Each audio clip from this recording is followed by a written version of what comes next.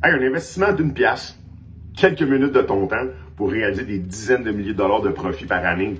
Ça en vaut-il la peine selon toi?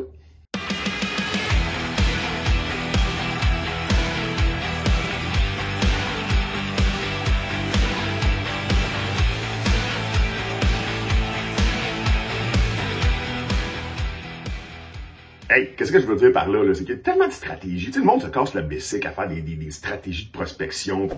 C'est compliqué. Hey guys, c'est très simple la prospection, OK? Dans un récent vidéo, je vous ai partagé mes trucs quand je faisais de la route, OK? Puis j'en ai gardé un de côté parce que je l'aime beaucoup. C'est vieux comme la terre, ça te prend pas la tête à Papineau pour faire ça. Écoute, c'est des bonnes vieilles pancartes, OK? Donc, en anglais, ils utilisent beaucoup l'expression bandit, là, comme un bandit, là, bandit sign.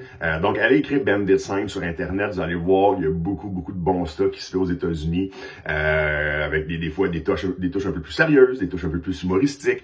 Bref, on parle d'une bonne vieille pancarte, OK? Donc, rien de compliqué, un beau gros marqueur noir, une pancarte, maison à vendre, j'achète vite, je recherche des maisons LED, bref, des mots accrocheurs, des mots-clés. Ces pancartes-là, un beau jaune, OK, écrit en noir dessus. Donc, bref, c'est une technique que quand je vais sur ma route, je vais toujours ajouter quelques pancartes sur mon chemin. Écoute, c'est de la visibilité. Les gens vont m'appeler suite à ça, OK? Donc, très simple. Pancarte, vous pouvez y aller de façon sérigraphiée avec des collants, quelque chose de plus professionnel. Moi, j'étais avec un beau marqueur écrit à la main. Donc, c'est une très bonne technique de prospection, OK? Ce qui est fun aussi, c'est que c'est plutôt passif, donc les appels qui viennent à vous, OK? Je vous le dis, guys, une pancarte comme ça, bien placée, dans un bon marché, va générer beaucoup d'appels, OK? Pas toujours des bons appels, OK? Ça, c'est un peu le downside. Évidemment, n'importe quel curieux qui est à la lumière peut appeler. Puis surtout, si vous marquez une affaire, je paye votre maison au cash avec des gros signes de pièces. Ben, évidemment, il y a beaucoup de monde qui vont vous appeler puis ils vont, ouais, du cash, t'arrives avec une valise, bref, des choses comme ça. Mais sur le lot, c'est sûr que vous en empoignez qui veulent vendre, qui n'ont pas pris de courtier, qui sont intéressés à vous faire visiter leur propriété. Bref, sur le lot, vous allez empoigner des gens qui doivent vendre, qui veulent vous vendre à un bon prix à vous autres, OK? Fait que quand je fais ma route, non négligeable de toujours mettre des pancartes à des places stratégiques, OK? Donc, évidemment, qu'est-ce que tu cherches? Pas beaucoup de mots, simple, donc le moins de mots possible.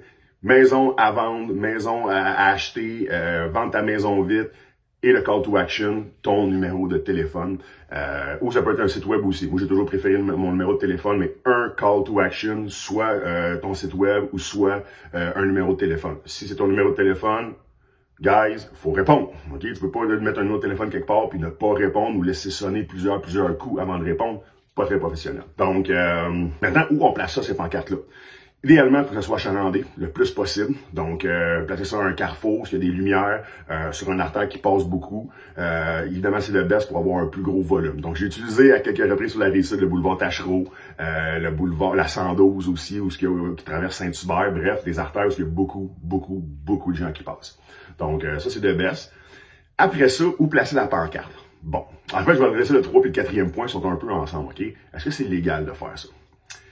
C'est pas illégal, OK? Tu iras pas en prison si tu mets une pancarte, mais les villes n'aiment pas beaucoup ça, OK? Les villes, ils ont des règlements municipaux qui interdisent de mettre de l'affichage, de la publicité sur les différents trucs publics, là, donc un poteau, des trucs comme ça. Fait que, oui, vos pancartes vont se faire enlever par les employés municipaux souvent parce que vous n'avez pas le droit de le faire, OK?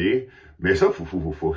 J'ai des petites stratégies pour ça. Parce que les employés municipaux, je sais comment ils travaillent. Ils sont pas tous pareils, évidemment, mais je sais comment ils travaillent un peu, OK? Fait que ce que j'ai pris l'habitude de faire, c'est de prendre une échelle puis de mettre ma pancarte haute, OK? Parce que je vous garantis que les gars de la ville, s'ils n'ont pas d'échelle dans le pick-up avec eux autres pendant qu'ils voient votre pancarte, c'est pas vrai qu'ils vont retourner chercher une échelle puis qu'ils vont revenir débarquer votre pancarte. Fait que sacrez votre pancarte la plus haute possible. Vous allez voir, c'est niaiseux de même, mais la pancarte va rester là beaucoup plus longtemps, OK?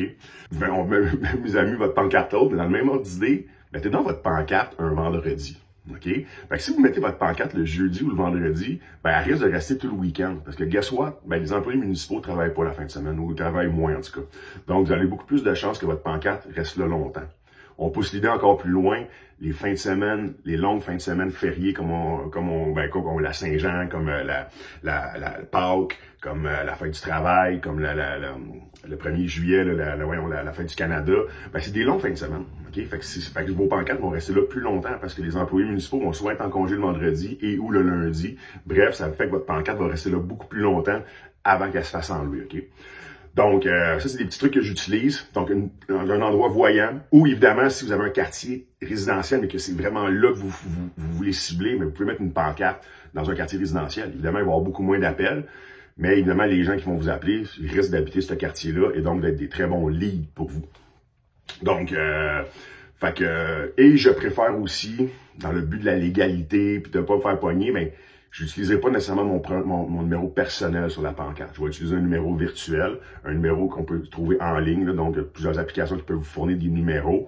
Donc, évidemment, ça te met une étape de plus pour qu'il... Ça m'est jamais arrivé, guys. Ça m'est jamais arrivé de recevoir une étiquette. Ça m'est jamais arrivé que personne m'a appelé concernant mes pancartes. Ça m'est jamais arrivé. Mais il y a des règlements municipaux qui sont là. Donc, j'avais pris l'habitude d'utiliser un numéro virtuel pour pas qu'il soit automatiquement mon numéro de téléphone et mon adresse soient tout de suite facilement connectables ensemble. Donc, c'est une petite protection que j'ai eue, mais ça m'est jamais vraiment servi à date. Fait que c'est une technique de prospection très facile. C'est une technique de prospection qui coûte pratiquement 0$. Okay? Une feuille de coroplast de même, c'est quelques dizaines de dollars. Les gros marqueurs, une coupe de piastres aussi. Et j'ai toujours une boîte de prospection dans mon auto avec mes différents documents, mes pancartes, mes crayons, toujours prêts à amener des tie wraps. Hein, des tie wraps, j'allais l'oublier. Amenez-vous des tie wraps. Amenez-vous peut-être une drill pour visser dans les poteaux en bois. Des tie wraps pour très pratique aussi pour pouvoir évidemment les accrocher quelque part. Donc, toutes des petites stratégies. J'allais l'oublier, c'est important ça. J'allais l'oublier, mais c'était bien beau avoir des pancartes. Si t'as rien plus accroché, t'es pas plus avancé. Donc, fait que pensez des choses plus accrochées. Moi, j'ai toujours ma boîte de prospection proche. Aussitôt que je vois un bon spot, c'est achalandé. Hey, il me semble une pancarte, ça fait bien ici. Boum. Des fois, j'en ai même dos à dos. Fait que je vais m'attacher 2 dos à dos, que je vais attacher avec des tie wraps de chacun des côtés. Bref, Bandit Sign, allez voir ça sur Internet aux États-Unis, il y a beaucoup de bons stocks, des bonnes idées aussi, des fois qui me touchent du humoristique aussi que j'ai bien aimé. Genre, qu'est-ce que j'avais vu dont mon père achète des maisons LED. My father bought ugly home. Fait que ça, j'avais bien aimé ça, je vais peut-être l'utiliser un jour. Bref, guys, Bandit Sign, c'est une technique qui coûte pas cher, qui va vous amener beaucoup de leads entrants. Pas toujours des bons leads qualifiés. Vous avez une filtration à faire au téléphone, mais somme toute, ça coûte rien, ça va vous générer des leads. Puis qui sait, là? Vous faites un deal une fois dans votre vie, là, avec une pancarte. Une fois là, que vous trouvez un deal, une maison, puis vous cédez la PA 10 000$, ben vous avez un méchant lot de pancartes de crayons de payer dans l'avenir parce que juste ce petit truc très simple. Là. Donc, guys, vous avez aimé mon vidéo, pince sur le piton like. Suivez mes autres vidéos, j'en ai plusieurs autres qui s'en viennent sur d'autres techniques de prospection hors marché. Sinon, évidemment, vous voulez en apprendre plus, vous suivez mes vidéos, participez à mon défi de prospection de 5 jours pour en apprendre beaucoup plus. Puis, écoute, on se revoit très bientôt.